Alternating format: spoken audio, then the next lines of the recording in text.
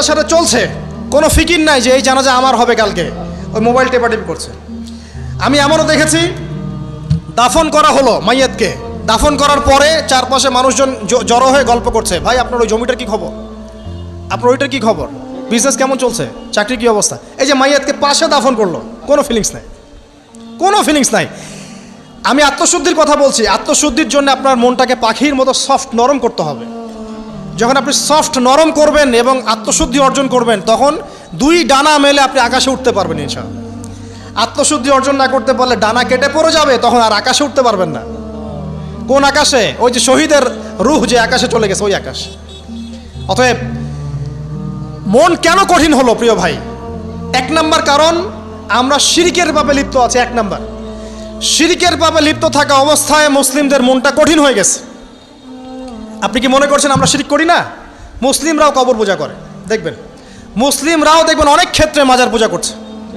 আমি বলিনি যে অলি আউলিয়ার মাজার জিয়ারত করা যাবে না, আমি এই কথা বলছি না, কিন্তু আপনি মৃত মানুষের কাছে আপনার ভালো মন্দ চাইতে পারেন না। কথা বুঝতে পারেন না? আমরা অবশ্যই অলি আউলিয়াদের কবর জিয়ারত করব, এটা আপনাকে মৃত্যুর কথা স্মরণ করাবে। তাদের একটা রব আছে, যেটাকে আমরা প্রভাব বলি, এটা আপনার মধ্যে আসবে।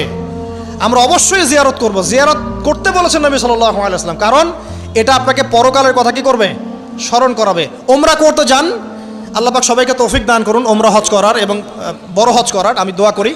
ওখানে সবচেয়ে সেরা যে দৃশ্যগুলো দেখা যায় তার মধ্যে একটা রাসূলুল্লাহ সাল্লাল্লাহু আলাইহি ওয়াসাল্লামের রওজা। ওখানে গেলে চোখের পানি ঝরে না এমন কোনো মুসলিম নাই, আছে? নাই।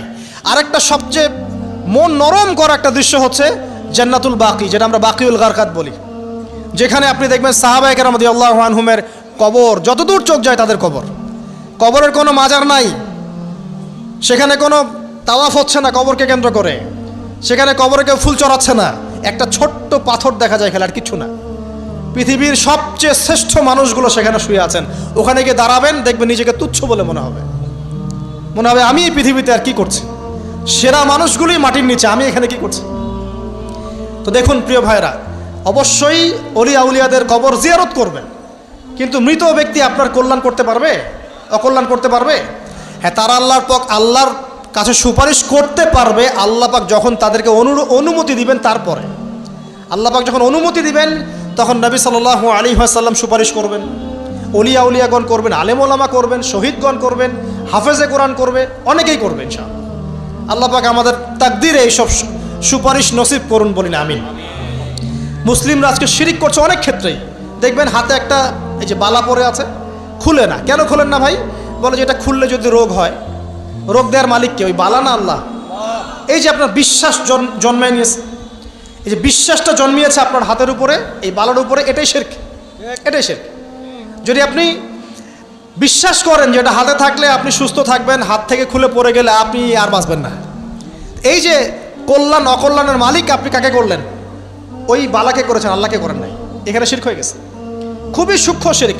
আপনি নামাজ পড়ছেন মনে করেন, এখন কিছু মানুষ আসলো, এখন দেখছেন যে হুজুর তো আমার নামাজ দেখছে, নামাজটা খুব সুন্দর করে পড়ার চেষ্টা করলেন, লম্বা নামাজ, সেজদা গিয়ে আর উঠছেন না, খুব সুন্দর নামাজ পড়ছেন। এই যে মানুষকে দেখানোর জন্য নামাজটা পড়ছেন, এটা শিরক।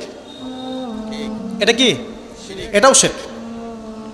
এই যে গণক বসে আছে রাস্তার পাশে, দেখবেন টিয়া পাখি নিয়ে, তারপরে যে কাগজ নিয়ে, আসেন ভাই ভাগ্য পরীক্ষা করে দেই। আরে ভাই, তুমি যদি মানুষের ভাগ্যই পরীক্ষা করতে পারবা, তো তুমি রাস্তার পাশে কেন? তোমার ভাগ্য কেউ পরীক্ষা করেনি কখনো? এতটুকু কমন সেন্স আমাদের নাই। ও যদি আমার ভালো মন্দ করতে পারে বা ভবিষ্যৎ বলতে পারে, তাহলে ও রাস্তার পাশে বসে আছে কিছু? ওর তো প্রাইম মিনিস্টার হওয়ার কথা, এখন ওর তো ইলেকশন করার কথা। তো দেখেন, এই যে ওখানে গিয়ে আমরা কি করি? ভাই আমার হাতটা দেখে দেন, ভাই আমার অতীত বলে দেন, ভবিষ্যৎ বলে দেন। এবং এগুলো দিন দিন বাড়ছে, কিন্তু এই রাশিফল, কবিরাজি, গণকি, এগুলো দিন দিন বাড়ছে।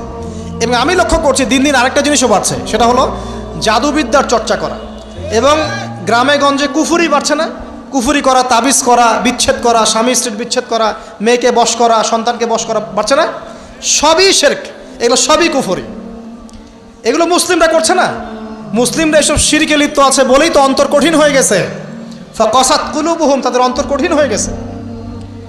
তো একটা হাদিস বলে এখানে খালি, নবী সাল্লাল্লাহু আলাইহি ওয়াসাল্লাম বলছেন, যদি কেউ কোনো গণকের কাছে যায়, গিয়ে বলে দেখেন তো আমার হাতটা একটু, ও কিন্তু বিশ্বাস করে না যে এ ভবিষ্যৎ বলতে পারে, খালি এমনি বলেছে